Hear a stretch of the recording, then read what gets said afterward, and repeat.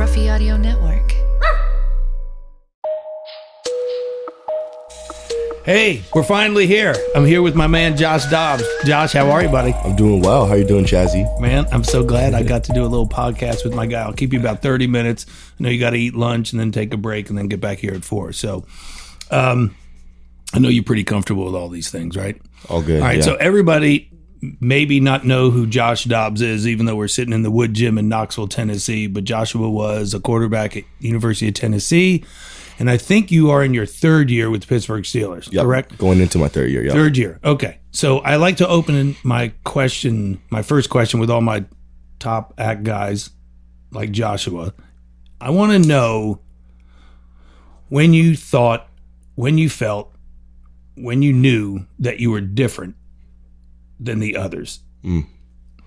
I think I kind of look back to like Pee Wee ball. I grew up playing sports since I was 5, football, baseball, and basketball. You played all 3 sports? All 3 sports. Up until when?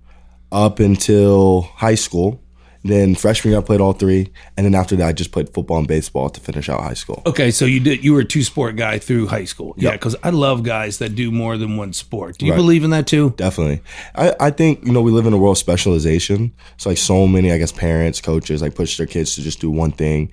Like they play baseball and they only play first base, they only play second base. And they're good at that skill, but they're not a great athlete, all-around athlete, because they're not playing basketball, getting the overall athleticism you need. They're not getting the toughness from football. So I think the more sports you play, especially while you can have the time and energy, playing for as long as you can. And then when that time comes where it's kind of like, they're going to pay me to go to school to play this sport, that's when you should make a decision. But you feel like, I didn't know you, again, these podcasts are awesome. My engineer over there is laughing at me. She's under the weather today, but she's got to suck it up. But it wasn't my fault. Yes, it was. No, it wasn't, but it wasn't. Damn it. Okay. I never knew you played baseball. Love baseball. Like it was the first sport I really started playing when I was 4. Okay. So. Did you love it more than football? Because I know a lot of the guys from the Harrisons at Chad's, they had a different love. Right. But like Chad's first love, Chad Pennington that played with the Jets for 10 years and Dolphins that I've had since 15 years of age at a Webb High School, he was a hell of a basketball player. He loved basketball, but only the small schools came calling for it. So we knew that he was going to play baseball. But he played all 4 years. Yeah. So when I came out of college, I had my final decision came down to Tennessee for football and Stanford for baseball. And so I love Stanford school. Obviously, we know how well renowned Stanford is. And I kind of like sat there. My dad posed me with the question. He said, "Which one can you live without? Which one can't you live without?" So I kind of sat there on my bed and I thought, I love baseball, but if I'm sitting at Stanford and every Saturday comes around, I'm watching college football and I'm not the starting QB out there, I knew there would be a part of me missing. So that's ended up why I chose football and came to Tennessee. So interesting. That is interesting because the guy you just trained with, Harrison Smith, the Viking safety, his top 3 were Notre Dame, UT, Stanford. Wow. And we talked about that yesterday, that he could have really went to Stanford if he like thought about it, did different things or whatever, but chose his route with Notre Dame. But that's interesting. Okay, so were you like the 3-star, the 4-star, the 5-star type guy? I didn't know much about you until I had my own introduction with you 3 years ago. Right. And then we hit it off and, been brothers ever since and, family and come chill and live with me and trade and all that. But were you the 3-star, 4-star that could have went anywhere in the country? Yeah, I had a lot of good looks. My recruiting is a little different because I knew I wanted to go somewhere that had engineering. So I kind of like cut some schools down. So like I remember I went on one visit, and I won't say the name of the school, but we got there and we started meeting with the academic people. They're talking about the business school. They're talking about various things. I go, "Okay, where's the engineering school?" And they go, "Oh, we don't have an engineering program here." And then the OC looks at me and says, "I hope that's not a deal breaker," But in my head, I said, no, of course I was polite. Sure. But I knew I wanted to go to school for engineering, so that was a priority. So I kind of narrowed down the schools that I was interested in based on, hey, who has the major and which campus do I genuinely like and feel at home at. And so it kind of helped me reduce the process. I mean, I had a ton of offers, but you can't see all the schools, so you have to find some type of criteria to reduce them down to figure out which schools are you seriously interested in. What were your I know Harrison's top 3. What were your top 3? So I was committed to Arizona State for like 6-7 months. So Arizona State was one of them. You said you were I was committed there. You were committed. I didn't want to say that word unless he said it first, but yeah. I was committed. Yeah, I was committed. I was Really? committed there for a while, like 6 months. I committed there maybe March after my junior year in high school. So you were a flat out baller in high school?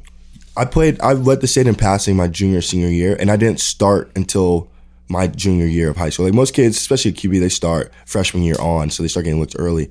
I kind of was a late bird just due to the schools I went to and different things. Different Did you play defense? No, I didn't. I just played offense. Just offense? Just had a one-way school. Okay. But yeah, so I didn't start until my junior year. So the spring after my junior year is when all the offers started coming in. And then so by the time I got to my senior year, it was like who's who of coaches coming to see you play, stuff like that. So And did you just ball? Did you do the whole Nike camp stuff and all that type of jazz? I did Elite 11 when I came out. You did a 7-on-7 team? Did you do that? Was that big then? Or It wasn't big. And I was playing travel baseball. So in the summer, There you I go. always missed 7-on-7 because of travel baseball.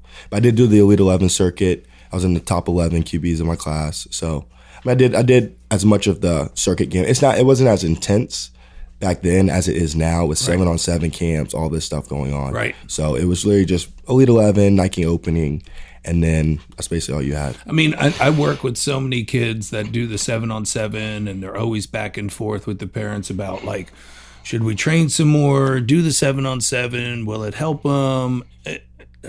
You know, I always have an answer, but how would you think about the 7-on-7 now? To like, okay, does that get you your scholarship? Does that get you noticed, or is that just icing on the cake? Right. But it's not the cake. Right. I don't know all the rules, but I don't think coaches can go to 7-on-7 tournaments. So I think it's good maybe just for general football, just playing the game. Obviously 7-on-7 is not real football. Right. So you take away a lot of the real game of football from it. But it takes up their 3 or 4 months. It's Right. like, okay, now they're staying in that same direction of the same patterns of foot movement. I look at all the things biomechanically of like, I think you're more suspect for injury playing something year round, me personally. I think they should go play another sport. Football, baseball. Yeah. I mean, sorry, you're already playing football. So baseball, basketball, run track. Yeah. I know that's great for biomechanics. Right. Do other stuff so you're not burned out when it comes around to football season. Because you're doing so you didn't do the 7-on-7 as much as just playing ball. Right, just play ball. Got it. My football season was spring and mid-season. So what made you God, we could go long because there's some stuff that just opened up that we could nail. Is what made you decommit from ASU? So your 3 schools were ASU, UT, Stanford, and then actually Princeton, Ivy League school. Oh, I went to Ivy League school. I would have gone to Princeton. Okay. So I did like an official visit up there and everything. So you did the whole gamut. Whole gamut. So I had schools from every region. So did you have an aha moment? Yes. So it's funny. My Tennessee recruitment's really funny. Coach Jones got there maybe December, so two months before signing day. Still committed to Arizona State. And they call me the first day to get the job, him and Coach Bajakian. And they're calling and saying, hey, we're trying to take another QB in this recruiting class. We would love for you to be the guy. And when they first called me, honestly, I was thinking, hey, I'm pretty committed to Arizona State. I know I have a couple visits, but it's probably going to be Arizona State or Stanford, baseball or football. So I didn't shrug them off. I was very receptive, but in the back of my head, I was saying, I don't think I'm going to open up to exploring new schools at this point. I've been committed for this long. So time passed. I ended up taking my official visit to Stanford, Princeton, Arizona State. Arizona State visit was really fun. I loved the coaching staff. But something like when I left campus, I was kind of like, I don't know, like coming this far away from home, all these other factors. I just don't know if this is the place for me. I didn't know. I still loved it, still committed, but didn't really truly know if it was the place for me. So my recruiting visit to Tennessee came, and it was my 18th birthday. It was Saturday, and I remember it was yesterday. It was Friday night of when the official visit starts. And the coach would call me and say, hey, come up and visit. It's like, no, I don't think I'm going to come. Maybe I'll come like Sunday. Because at that point, I just traveled to 4 different schools all across the country. I'm tired. Just want to enjoy my birthday with my friends at home.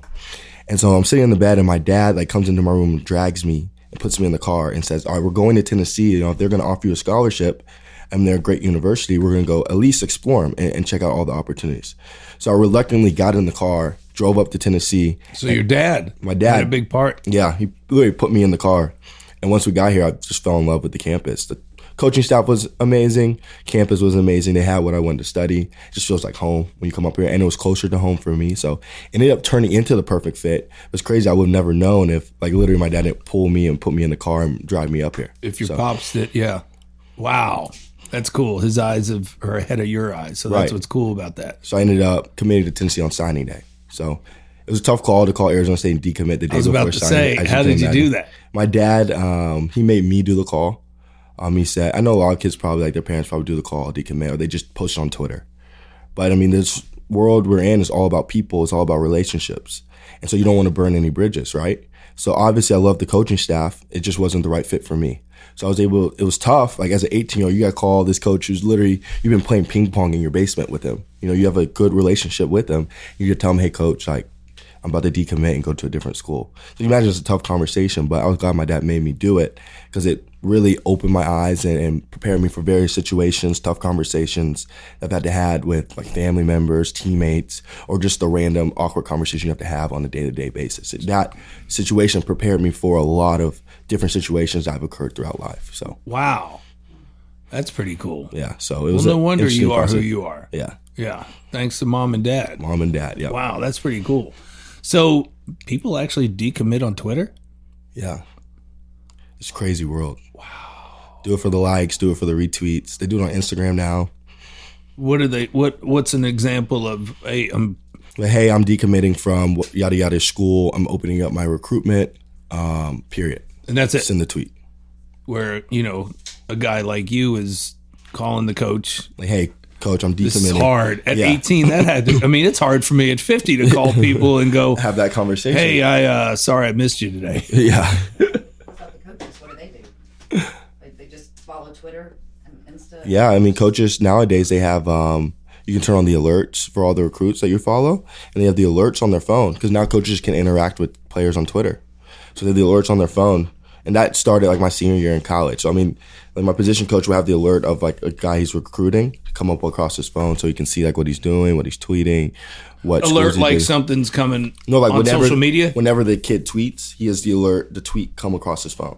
So he could read it. So he can see it. He can see everything, follow the kid, see what he's doing, just so he can help recruiting tool. Holy, that's wild. Yeah. It's an interesting recruiting world now. It's changed so much. So then, well, take me back to, like you said, Pee Wee, when I said, when did you know you were special? Well, did you just know that, like, you were more athletic, smarter, or whatever? But then you come to me and go, hey, I didn't play my first 2 years in high school. Yeah. So did you think you were still special in Pee Wee? So in Pee Wee, I was the most talented kid on the field. But I felt like I just had a different mindset than kids. For instance, we would do this thing called power laps. And every single day, we would probably run 5 to 6 power laps, like 2 to start practice. There's like 8 to 10, like literally a lap around the field. I was about to say, how old are you? 8 it's to a lot. 10. And I never wanted to lose, like in those power laps. Just something so simple. Like half of them are warm up, some of them are punishment, some of them are conditioning at the end of practice. But I never wanted to lose the power lap. I kind of knew like then that like my mindset was different. My body development kind of was different than a lot of kids that I competed with. Like 8th grade, I was 5'7", 120 pounds. Okay. I got to high school and I was 6'1", 135 pounds. So like my freshman year, I went to a small Christian school. They had a senior QB, so obviously he played varsity. I played freshman / JV. I set like the JV touchdown passing record. The next year, I probably bulked up a little bit, probably got up to maybe like 150, if that. Probably around 6'2". And so another kid like came in, we were constantly battling back and forth. There's a lot of politics that played into that. So it kind of put me behind just because coaches didn't have to play the best competition. So they didn't have to put the best kids on the field. So I ended up changing schools, go to a bigger school, better competition, also offered a bigger repertoire of AP classes. So because I knew I wanted to do aerospace, so I knew I had to take physics. My private school didn't even offer physics till a senior. The other school, I could take several physics classes as a junior. So I knew it would be way far ahead once I get to college. So for several reasons, I ended up transferring. And I got to the school, there's like a senior quarterback there. The first game, they put me in the first drive of the second quarter, we were losing, and threw a touchdown on the first drive and never looked back from there. So then the senior got benched. He ended up like switching positions and everything, and that was I yours. was that guy. So it sounds like the difference maker for you was the mental state of it.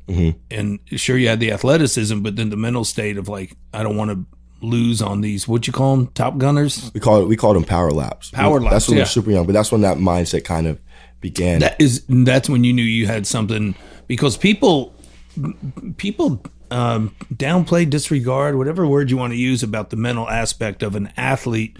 And I feel like what I've studied over the years with all these different coaches and all these great trainers and all the type A guys is we talk about an athlete, and the three things we use are skill, athleticism, and mental. And the mental approach, or even their mental way. And I think you have to have three of those to go pretty far, climb the pyramid. Wouldn't you say? I agree. I think mindset is a big part of it.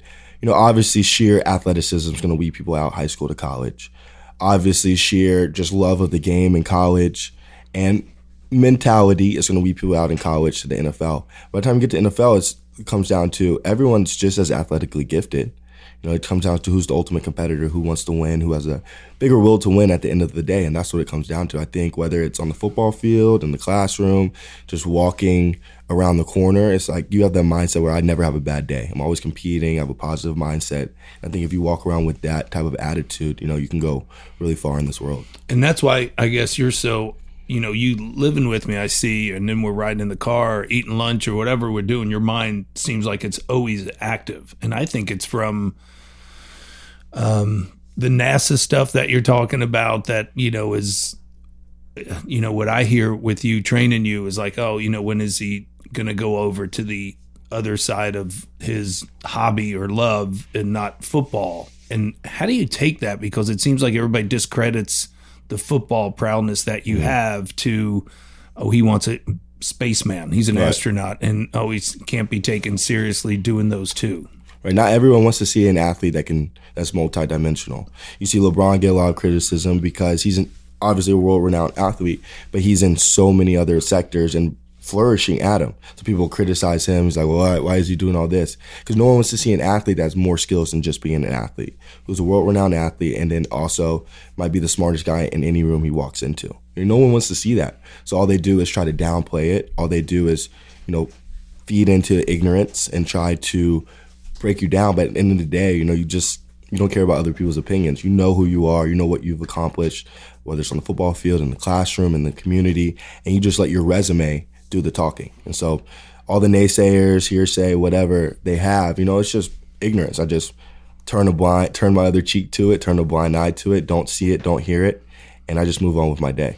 And I find that, you know, the social media thing drives me nuts. We get that at 50 years of age. I'm not good at it. You know how I make my workouts with a piece of paper and a pen. And, you know, you got to help me with certain things. But my business page of the Petrone training, if you looked at it, it actually represents and it tells who you are. Right. So with yours, when I always look at yours, it's always, it's either training or you're off somewhere doing something space oriented. You know what I'm saying? It's kind of cool what you do because it's like you're putting it out there. You know what I'm saying? I mean, you're putting it out there as I'm not embarrassed of wanting to be a space guy. Right. I just want to show my fans, my followers, what I'm doing on a day-to-day basis. If it's in season, show them the grind. Right. You even show them the fun. Right. Show them the fun. Show them all aspects of life, you know?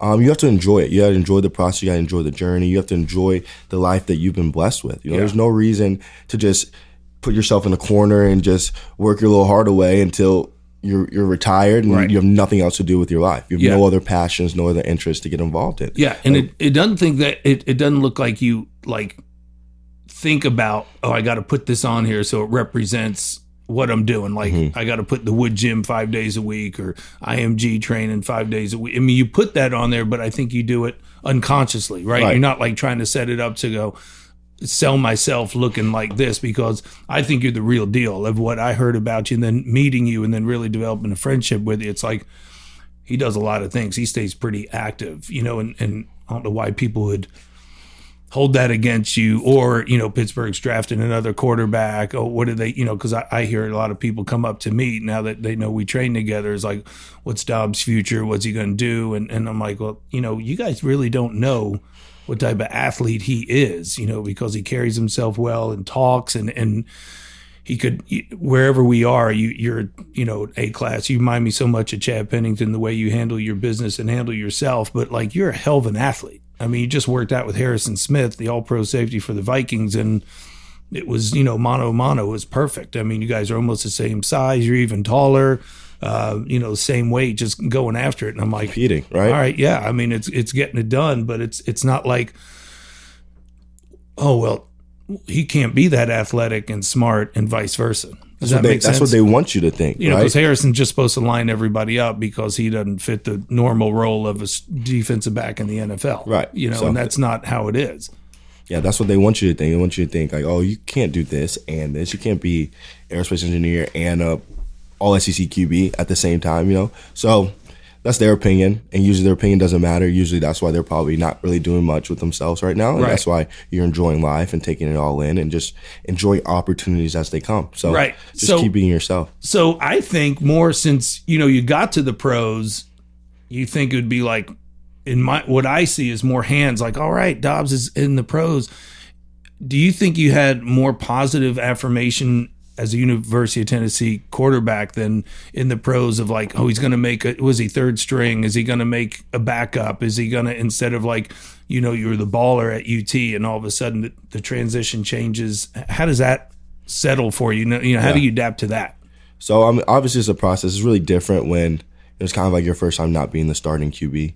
So, but to have a great role model such as Ben, to grow in your role from rookie year to your second year, obviously it's a great feeling. And I think obviously people are going to have your skepticisms.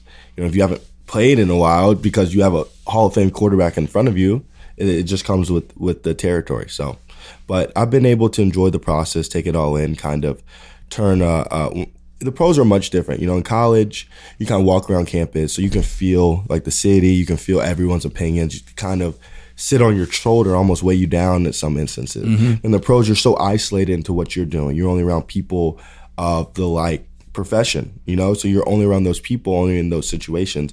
So you don't really feel the outside, I guess, criticism or outside really anything. You're kind of in your own world, doing your own thing, preparing for the season, and just trying to put your best foot forward when you get on the field. So when you got to the pros, did you feel like you always hear the college guys going, oh, snaps, man, the game is a lot faster at this level. Did you feel like I got this, or I'm going to have to settle in, this is coming at me really fast? Obviously, there's an adjustment page. The biggest speed of the game goes from high school to college. In the NFL, college to NFL, the guys are just as fast. Obviously, it's top athletes, but the mentality, the mindset, the football intelligence of the people you're competing against is much higher in the NFL. For instance, in college, DB sits 8 yards off. You run a 5-yard hitch. You'll be able to complete it 4, 5, 6 times in a row before he ever scoots up or makes a play on the ball. NFL, you might complete it once. If you complete it once, the second time, the dude's going to be sitting all over it. So you kind of have to study the game, study each individual players even more. Be ahead of them mentally so you're able to attack them once you get on the field. Interesting. Yeah, that's kind of cool. So in your third year, you take your off season, take me through your off season, because you're the type of guy that bounces around so much. So how do you put your training? I'm training you totally different than when I train a Harrison, because he's an 8-year vet, and his body's different and he understands it and had him since 8th grade. We're in our third year.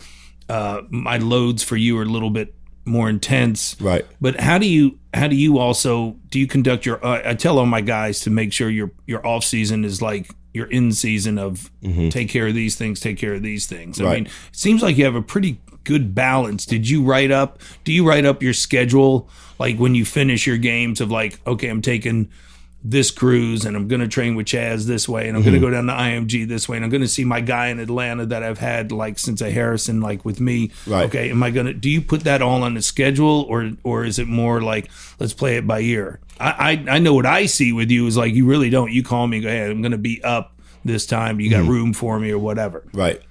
So by the time the season ends, probably a week after, whenever it ends, my off season is pretty planned out. Like I know what week I'm doing vacation, already booked.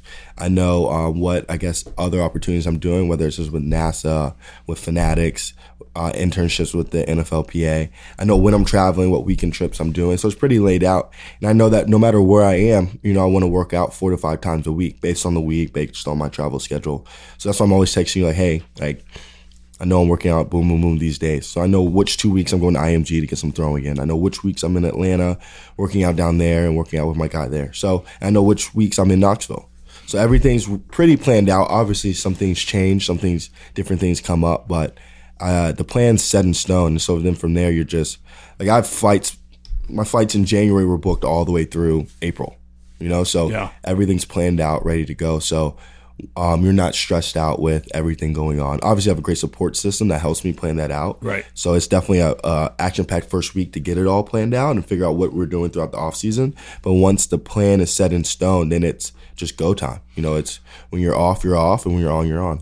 I mean, you always seem like you're on the move. I mean, and I feel like with the NFL guys I train, that's more of a trend. I mean, that's coming a lot more than what it used to be. It's not like somebody hunkers down for 6 to 8 weeks with me anymore. It's like 2 weeks in, then I'm off to here, and then I'm back to here, and then I kind of like it. I think it's, again, like telling the high school athlete to play more than one sport. I like that you move around and challenge. Even Emily, our little fitness freak, she does some CrossFit, she trains here or whatever, and some of the people come up to me and go, do you get offended or mad about that? I'm like, no, I like that they're challenging their bodies or minds or whatever, moving around. It seems like you're still you're doing so much, and then you still have time to think about, we pulled in the driveway one night from a UT basketball game, and you said you wanted to change air flight time, and then we got to talking about that, and that was pretty intense, and just sitting in the kitchen talking about he's just not thinking this way about, I got to throw that 10-yard out, but you're thinking about this. But then people would think, since he's not thinking about that, he's not really in love with his sport, because he's also thinking about, we could do better with our airtime from Tennessee to California. Does that make sense? I know exactly what you're saying. I think that's kind of cool. Yeah, so I think it just tests your mind. You put your mind in different realms. It kind of pushes you to think in different ways. It helps the way you attack the football field. You see problems, you see obstacles differently than the other person, so you're able to attack them with a different mindset. I think when you're always on go and you're constantly going, you don't really have time. Obviously, you need some rest time, but you don't have time to just sit there and do nothing and get into that lull of laziness in the off season. Then when you're always on the go, it just pushes your overall endurance. You're always able to do stuff. You always have the energy. You're always peppy. So when you get up to Pittsburgh and you're sitting in your apartment, you go from 9 to 1 in the off season, and then you're sitting in your apartment all day. That's your rest time. That's your break time. And that's your time to really hone in on, hey, let me be the best Steeler I can possibly be. But you got to enjoy the off season, so when you get back, you're rested, refreshed, and ready to attack the field. So when you feel like when you're at the Woodgym training, do you go, man, I'm itching to get back down to IMG and embrace that atmosphere? Or when you're at IMG, I can't wait to get back home to Atlanta, be at home, mom and dad, and then still throw there? Is it nice to go, all right, I'm craving back in Knoxville? I mean, I'm not asking you which one you like better. I'm just asking you, do you get enough of one and go, I'm good? Okay, I'm good. I'd say I just live in the moment. I know I said I have the schedule all laid out, but honestly, I really don't even look at it. I kind of know what's coming up, and I just stay in the moment. You start looking ahead, you kind of get stressed out, oh, I got to do this. It seems like, Josh, and I covered a lot, and I've trained a lot of athletes in 28 years, and it seems like you're the guy that's always enjoying the moment where you are.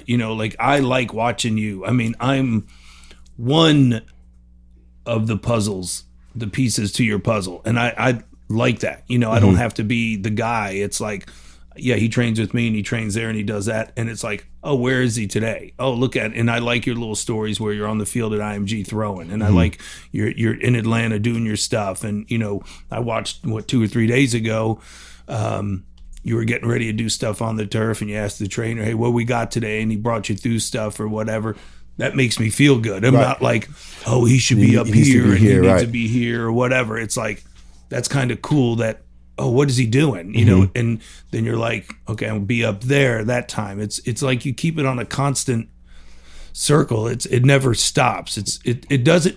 here's what I was trying to get at. It doesn't seem like it's a grind. It seems Right. like it's fun. Yeah. And that's what I try to promote in here to everybody. If it's not fun, You're in the wrong don't business. do it because you're not going to be good at it, and vice versa. It's just not worth it. Pick Right. something else. Right. You know, and I feel like you're doing the fun part of it's not the grind, and look at me grinding, and look at me, you know, pushing this car in the parking lot. Look at me, you know, and I'm not jamming anybody that's doing that. It's Right. just like that. You're just like, I'm having fun with it. And I think that's your whole take on everything you do. You never come in, you remind me of Chad, you're very constant with your emotions. You know, you never like, even stuff that is affecting you, it really doesn't affect you. You know, I think you don't sweat the small stuff. There's no reason to. Too much time in the day, too much things to get done to sweat on the small details. So that's exactly what you said. I just want to keep it fun. I'm enjoying life as it's coming. But how do you keep it like that? I mean, I know you're a Christian, a Christ follower, and that's your walk. I mean, is that your center? I mean, is that how you start every day of what you're doing? I think two things. Obviously, my Christian background helps a ton, especially when you're going through various obstacles, just being able to fall back on them and just having that relationship with God. And the second thing, honestly, I think like having alopecia like throughout college, like really has helped my mindset. Because, you know, you go through college and you're losing hair at like 18 years old. Like that's when everyone's like trying to grow their hair out, like get it twisted up, your first time away from home. You're losing hair every time you get a haircut. I think that right there kind of affects your mindset. It's like, wow, like internet trolls might be making fun of me. I might see stuff around campus and it might be good and fun, but people don't know how it's affecting me. So it just truly teaches you to have self-confidence, to just believe in yourself, to just trust the process, to just enjoy being who you are, enjoy being who God created you to be, and just go out and try to be a positive influence on the world. So do you feel like, that's great that you brought that topic up. I mean, those are two great topics. And do you feel like you develop tough skin with it, or do you feel like, screw it, I'm going to embrace it. I'm going to embrace my flaws and make those my gifts that, you know, Jesus gave me. It's for a purpose. I can't sweat it. I can't stop whatever's going on. You know how like people go, I was scared of water, so the first thing I wanted to do is get over that fear. So I embraced that like my blankety blank, and I went after it and I stayed in it. You know what I'm saying? Water was going to be my friend. You weren't going to break me. Do you feel like, I feel like I take the approach on stuff now is people should embrace their negative emotions or whatever's in their life, embrace it so you could hit it head on. Is that how you would, more tough skin or more embrace it? I think it's a mixture of both. I think it's kind of the analogy, like when you talk to any pastor, they say, I met one last night, he said, I was terrified of public speaking till I got on the stage and just started doing it. So it's kind of like you know what your, I guess, obstacles are, you know what your fears are, and you're able to take those head on. You know, my fear was just simply like just walking around campus, like with a receding hairline, like something so simple. Right. But then you find the positive and you're like, wow, I haven't paid for a haircut since freshman year in high school. So it's like, it's all about your mindset. It's all about how you view the situation. It's all about how you view the obstacle. If you have a positive mindset with it, and it's like, you know, let's just have fun with it. Like whatever happens, happens. You know, I'll just be me, and God has a plan. You know, his plan with me was to be bald at 21. Oh well, we'll make the most out of that opportunity. And again, you know, and gosh, we could talk forever, but I just want to, your day in, day out schedule. Like even yesterday, you just talked about, when I had to do this public speaking thing, you're always on the go. I mean, even here, your off season isn't your off season because you have, you know, you're Josh Dobbs from University of Tennessee, and there's so many things that, you know, people are pulling you in so many different directions of speaking engagements. You know, last night, after a full day of training, and you had to do this meeting and then come back and train the second time. The first time we broke for lunch for 30, 40 minutes. You're working your phones, you know, you got everything going. Then a car, you know, backs in the driveway, picks you up, shoots you off to where, Nashville, Cookeville, wherever it was. You know, you're doing a speaking engagement, then you're coming back home, and you're getting rest, and you're waking back up. Back to the grind. Yeah, people don't see that. They don't see that. And that's what we talked about too. When you do amazing things on the field, or Harrison does amazing things on the field, or any of the many athletes that I've worked with, everybody's like, oh, that's amazing. No, what's amazing is the off-season work they do, not what they're actually producing. Like, can you believe Harrison was a Pro Bowler? Can you believe Pennington was a Heisman Trophy? No, I can believe that. That's how they prepare. Yeah, that's how they prepare. It's like the preparation is what I can't believe, how they take time to make sure they get their training in, and it's not all about, showing the other styles of life. This is what's, I make it fun. The Woodgym's fun. It's kind of cool of like, this is fun stuff, you know, and we get a lot of good work in, and it's hard, but it's still, I try to make it as fun as possible. What makes it fun is that you come here, it's a totally different atmosphere than any other gym you'll walk into, probably in this world. You come in, you walk in the summer, if it's 90 degrees outside, it's 100 degrees in here. Come here in the winter, if it's 20 degrees outside, it's 10 degrees in here. Yeah. So you're forced to work in the elements. Yeah, you got to adapt and adjust. Correct. Yeah. And usually, like, you walk into a gym, it's packed. You can barely, get on a platform, get your stuff in. There's people all around you. You come in here, there's at most 10 people in here working out. Everyone's doing their own lift, but everyone all has that same grind, that same mindset. So it kind of pushes you to come in here, get your energy up, and be ready to attack the workout. And you make workouts extremely hard on a day. And I don't know how. I just write them down on a piece of paper. I have no clue what the hell I'm doing.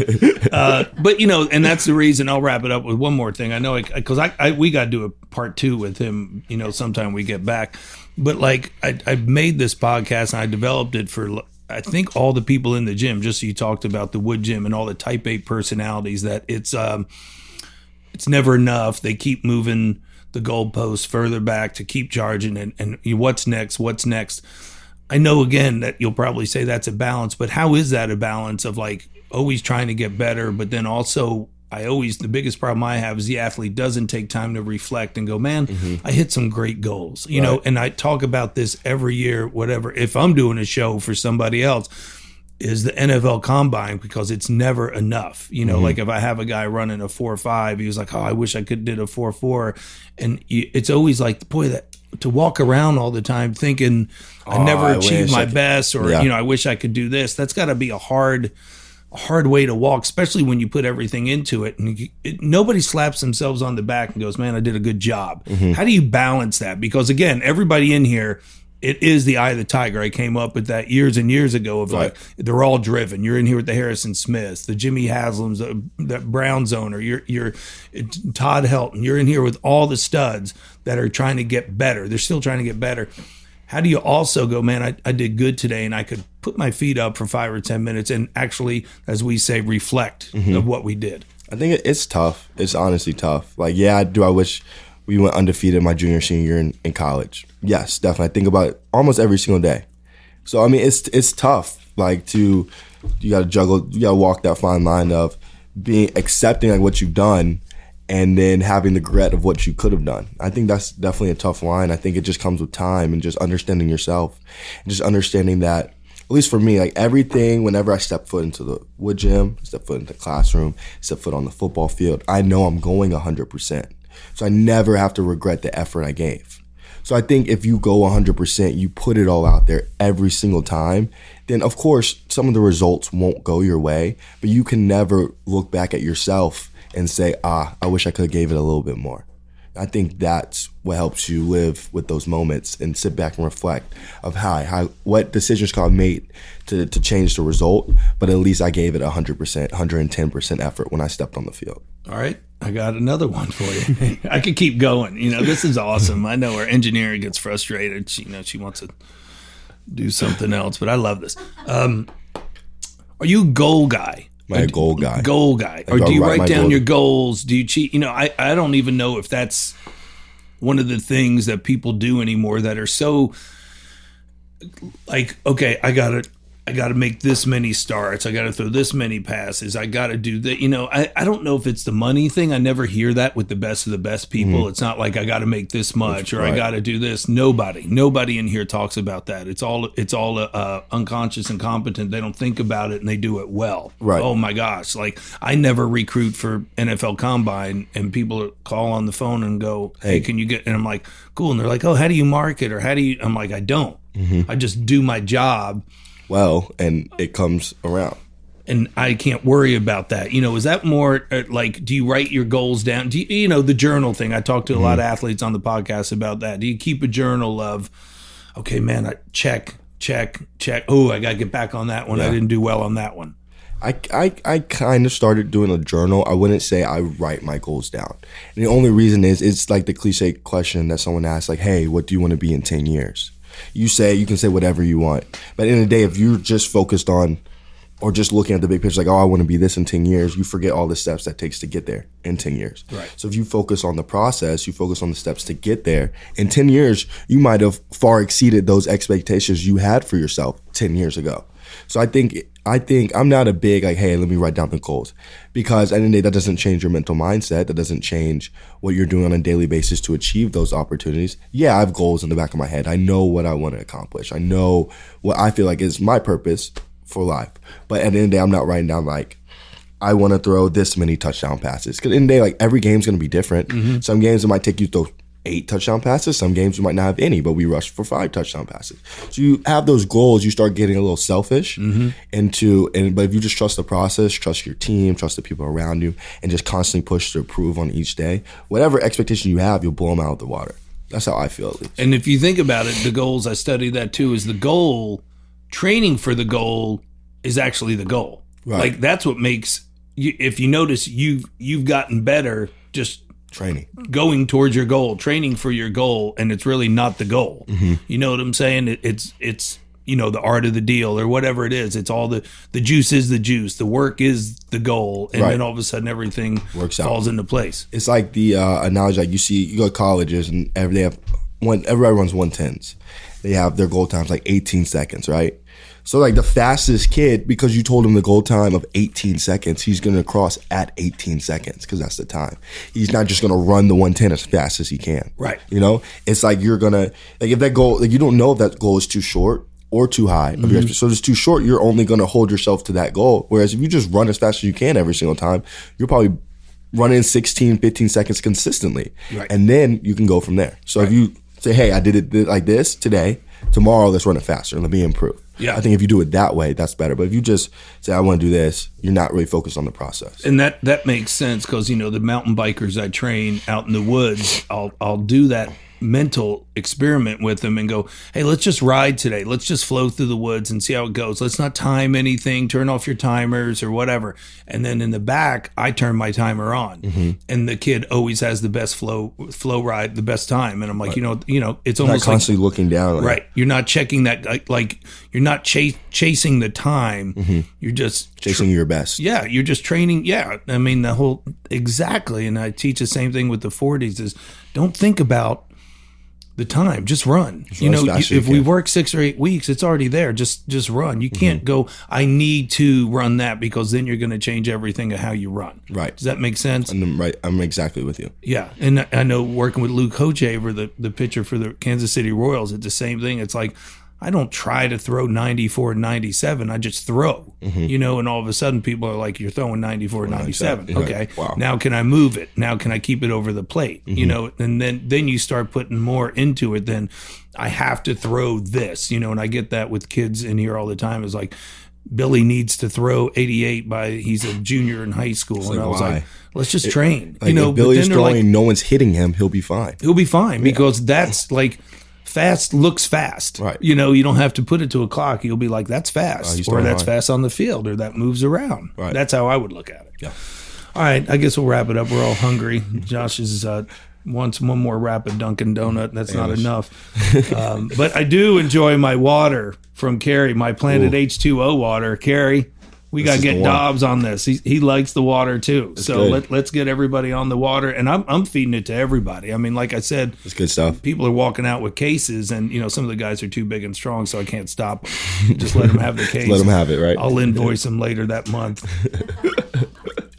All right, Josh, I love you, man, and I want to catch back up. Hopefully in the summer we could do it again, and you can see how OTAs went, and it's a whole different transition now that some of the big players are gone from the Right. Steelers, and we could talk about all that. That'd be awesome. I love you, and I thank you so much for giving me the opportunity to doing this and being a friend and a brother, part of my family. You know, I dump on you, I think, more than you come to me with problems. I got more problems, and you sit there and listen to them like a Christian type man. It's awesome. Thanks for coming into my life. I appreciate it. Always love you too. Thanks for having me. I love you. Bye-bye.